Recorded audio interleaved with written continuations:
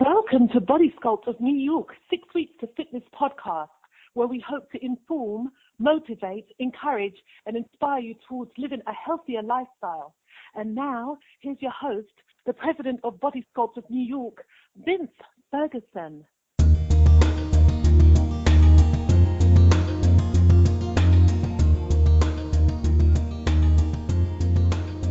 Hi, I'm Vince Ferguson. Welcome to 6 Weeks to Fitness, episode number 83. Thank you so much for tuning in. This episode is brought to you in partnership with O2 Worldwide, creators of O2 Drops, liquid stabilized oxygen and minerals. Studies have shown that disease cannot exist in an oxygenated environment. When you give the body what it needs, the body will heal itself.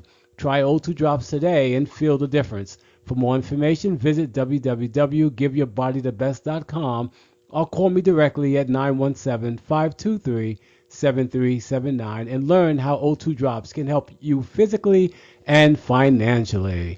Reea Rodney is a 37-year-old mother of two. Originally from Trinidad, Reea migrated to Brooklyn, New York in 2006 in search for a better life for her family.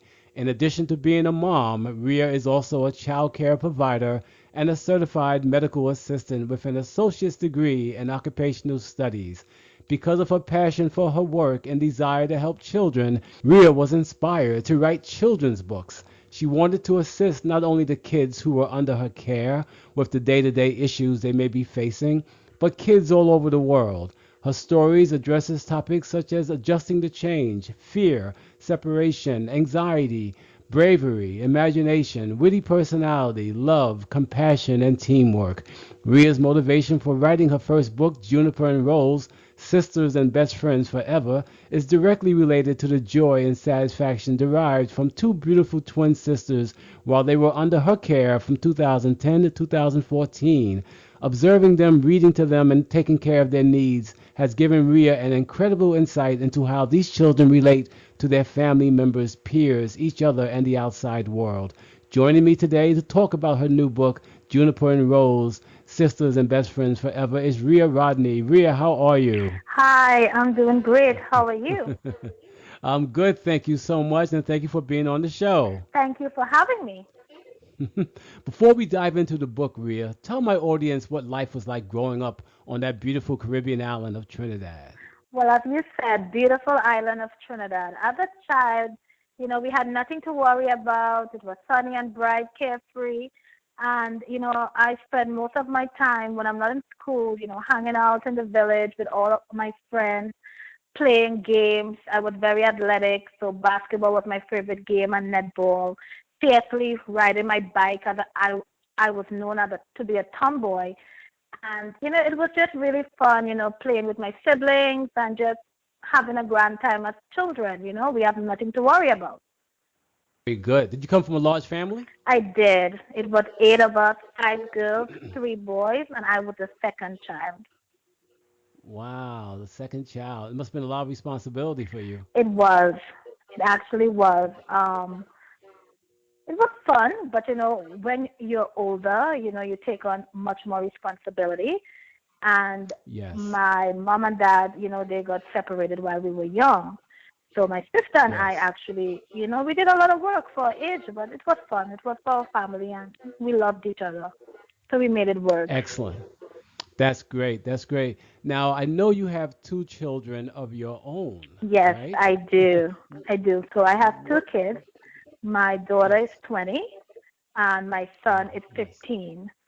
But I have to Okay. add that while I had 2 kids of my own, I now have a third child. My very dear Mm. friend passed away earlier on this year, and her son and my son were best friends. And he was already a part of our family, so I took him to live with us.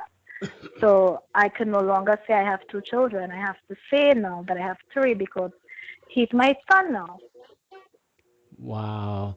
Yes, yes. That's such a testament to your character and the type of person that you are, that you would take in your best friend's child so that he now has a family, although he lost his mom. That's so special, Rhea. Well, thanks for saying that. I didn't felt like I was doing something big or grand.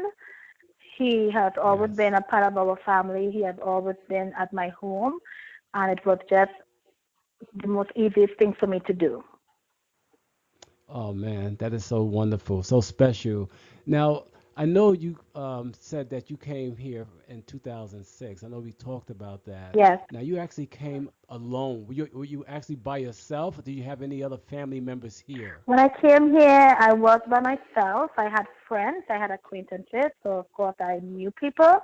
I have an uncle that Nice. lived here, but I wasn't really that close to him. So I was basically by myself as it relates to family, close family. Hmm. That must have been very hard to do, though. I mean, how'd you make out with work? It was hard, having to come to a new place and adjust, but I did just that. And I had came here before, so I was already familiar with America, the country, the weather.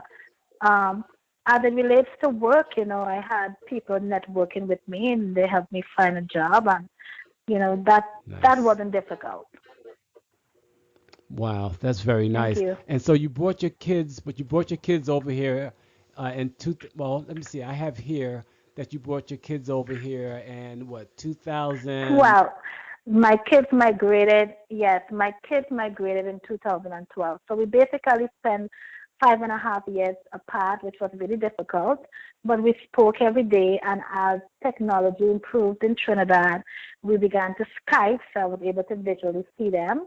And that really helped the transition until the time came when they were able to come. So we're finally reunited at last.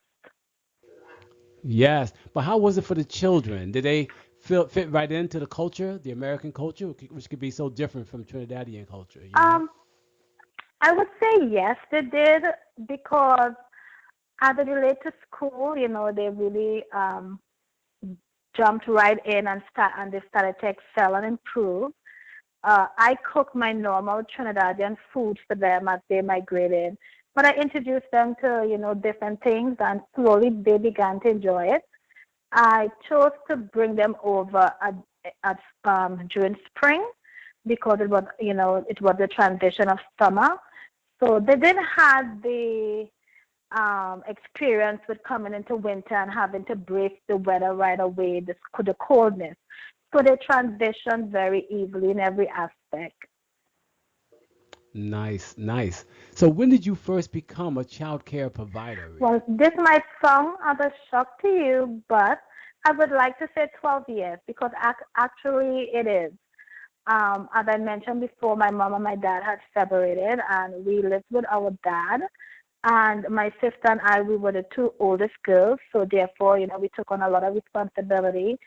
In the Caribbean, my mom had taught us how to cook from very young, so we know how to cook, and we cooked and we cleaned and we did the laundry. So I was really, providing that care, with my siblings, and I know it was something I enjoyed doing and I was capable of doing. So when I came here to the U.S., that was the employment that I sorted out for because I know it was something that I could love doing and get paid at the same time while I work in improving, and excelling myself. Wow. And would you say it was easy to find work? Once it was easy because I knew people who were already doing it and it had job agencies.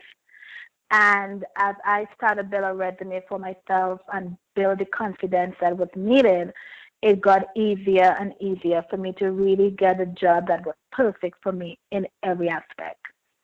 Wow, nothing like doing what you love to do and getting paid for. That's make it worthwhile. Oh, most definitely. Now, I understand you like to read motivational and inspiring books, as do I. Hmm. Um, what drew you to that? Well, at some point in my life, I wasn't really happy with my outcome. I was feeling a little down, and I needed to get some sort of help, I should say.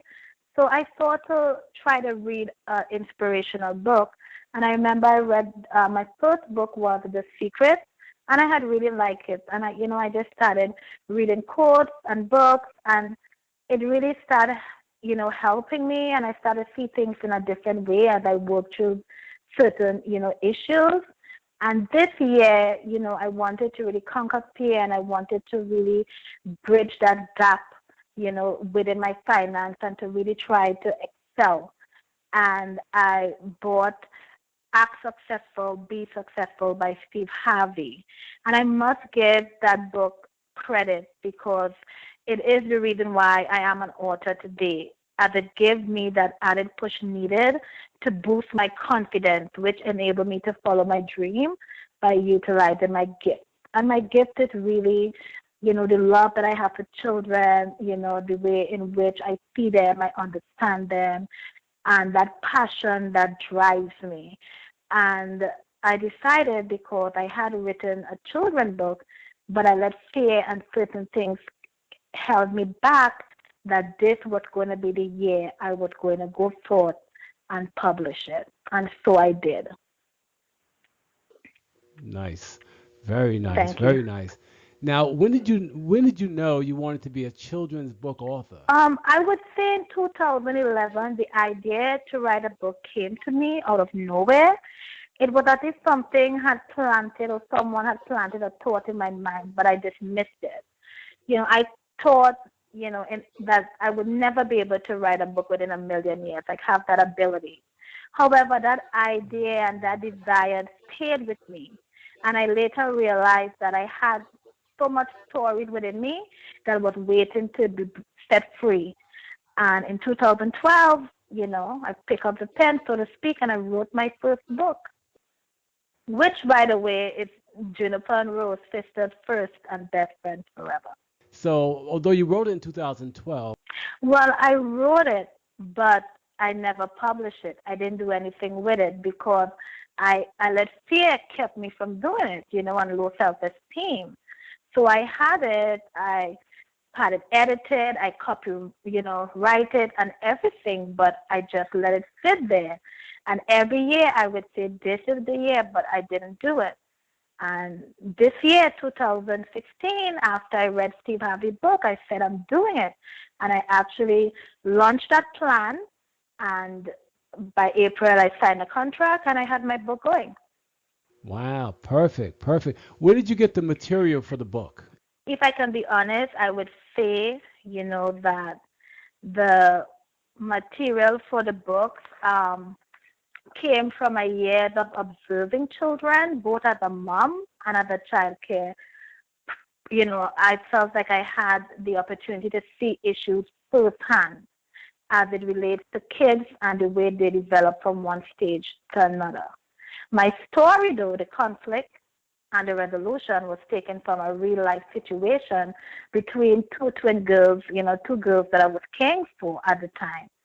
And, in terms of the content, it was really my creativity that I put a little extra spin on it to make it, likable for children. So, I spoke about the things they love doing, the park, the bike. So it's a little of everything combined.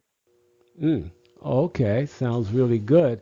So, tell my listeners a little bit about the story and what Okay, it's about. so as we all know, it's very easy to see things different, between ourselves and the outside world, but sometimes it's harder to make sense and appreciate those differences. We as an adult, we know that. But when you think about children, you think about how can we explain life changes and the value of diversity to our growing children. So Sister First and Best Friend Forever is a story for any child who needed guidance while navigating change. Twin sisters, Juniper and Rose, in my book, are best friends until their differences in their interests began to pull them apart. With the help of their mom and their dad, they learned that through acceptance, compromise, and teamwork, that their differences can be fun. In addition to that, it's a hilarious book that it could just be enjoyed, just for a simple read. And of course, this book was written by me. So it's also a tool that I wanted to give parents that can help them, with their children to transition them. And that's really where, the drive um, and what I want my readers to get from this book as it targets real issues that kids and adults go through. Right. Okay. So this is something that the children and the parents will get a Yes, lot out of that this is my book. plan. It's something that the parents can use as a tool, to help with an issue as well as the kids, and it could also be just a fun read. And as you know, I actually purchased a copy, so I'm looking forward to reading it. And I'm looking forward to hear your review on it. Most definitely. Has the book been well received so far? It has been. When I think about the fact that I just um, published this book on October 12th, I'm sorry, on October 6th, but it wasn't until October 15th that I make it known to everyone at my book launch. And I would like to say, to me, it's been well. Everything is going great as I sold 49 books on Amazon. And my personal sales through my book event, I've sold 62 books. I have received 25 stars on Amazon thus far.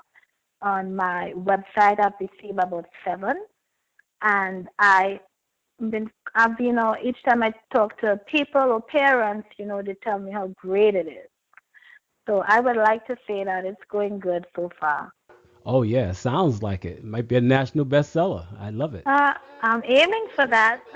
Yes. Okay. Excellent. Now, how much does the book cost? Okay, so the book is available in paperback at $12.99, and it's also available as an ebook for $4.99. Oh wow. So it's an ebook and a regular paperback. Yes. Perfect. It's very affordable. Amazing. Very affordable. You It is know? affordable. I thought to make sure it was an ebook so people internationally could access it. Yes. So it was important to me that it's as an ebook as well. And, I'm a first time order coming out, so I don't want to make it too expensive. Do I think it's worth more? Yes. But I'm Yes. happy to sell it at $12.99. Wow. Okay. Excellent. How can my listeners get a copy of that book? Well, it's available on Amazon, and I also have a website where they could purchase it at the Dara Publishing website, and you could also access it to purchase it on my Facebook page as well. Okay. And now you gave me the website. Now, what about social media? Facebook? Give us that information. Okay, so you could find me on Twitter, Instagram, Facebook at Dara Publishing, which is the name of my company. And I also have a YouTube channel, but I haven't really started using it, but it is there. I have a few videos that's up already. Yes. Okay. Oh, all right. So you haven't started using your YouTube. When are you gonna start using that? Well, I was trying to really build a followers with my Facebook group, and then I moved on to my Instagram, and I'm as well trying to build Twitter. I just felt like I couldn't try to do everything at the same time. So I am building my videos on YouTube, and I really want to start to promote my YouTube probably by the end of the month. Okay. Sounds good. By the end of the month, we're in November 2016. So you're Yes, talking about by the end of November 2016, right? yes, by the end of the month. Perfect. Perfect. Okay. Good. Now, will there be more Juniper and Rose books to Oh, follow? oh, definitely. There will be lots more. I've written 5 books. Wow. But with this Oh, one book, thank you. With this one book that's out, like I said before, it's available paperback and ebook. But I'm now translating this book into Spanish, and coming the end of, I would like to say for the holidays. I'm going to start to promote it by the end of the month, but it will be available very early in December. It's going to be sold as a paperback and an ebook as well. And I'm also finishing up my coloring and activity book. So I'm really wow. excited that by now and the end of the year, I'm going to have 3 more books, which is within the same title, but it's Yes. 5 different ways in which you can buy the book. And in January, I'm going to be launching my second title, and that book is already being created. The illustrations look so beautiful, and I'm really, really excited. Sounds exciting to me as well. Wow. You're doing a lot of things. What's next on your bucket list, Rhea? Okay, very interesting question.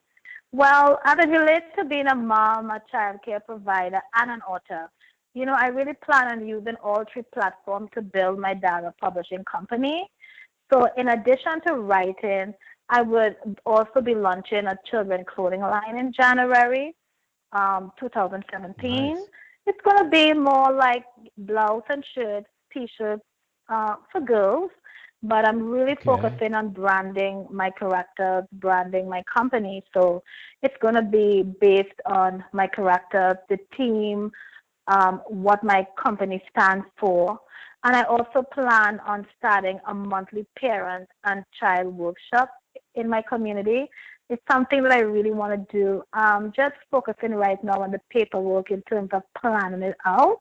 I already found a Yes. space, so I want to look to get some sponsors who could help me at least pay for the space, and then, I could really see it coming, to pass where I will be having that once a month, but my plan is to do it every Saturday, in the month, but Yes. it's going to be a transition. Sounds amazing. Like you have a lot of wonderful things on your bucket list coming up here. Yes, That I sounds like to, amazing. I think it's important to set goals for yourself and to have a vision, and it's Yes. important to try to work towards it. So everything that I'm Yes. doing right now, it's really related to children, as I feel it's an environment that I love. It's something that I love to do, and it's going to be tied in with my writing, my characters. So I'm really Hmm. excited to see what 2017 have in store for me. Well, so am I, and we'll stay in touch so you can let me know just in case we can update my listeners in the future as well. Great. You could call me anytime, and I will stay in touch. And again, I would love to come on your radio show again. Thank you so much for having me. It is our pleasure. Reea Rodney, on behalf of Body Scope of New York and 6 Weeks to Fitness, I really want to thank you for coming on our show. Thank you. And yes, and to my listeners, I truly hope this program was informative, encouraging, and inspiring, and that you will continue tuning in to our 6 Weeks to Fitness podcast. And if you have any questions or comments, please leave them on my 6 Weeks to Fitness blog at www.6weekstofitness.com or email me at vince at 6weeks.com. Take care. Bye bye.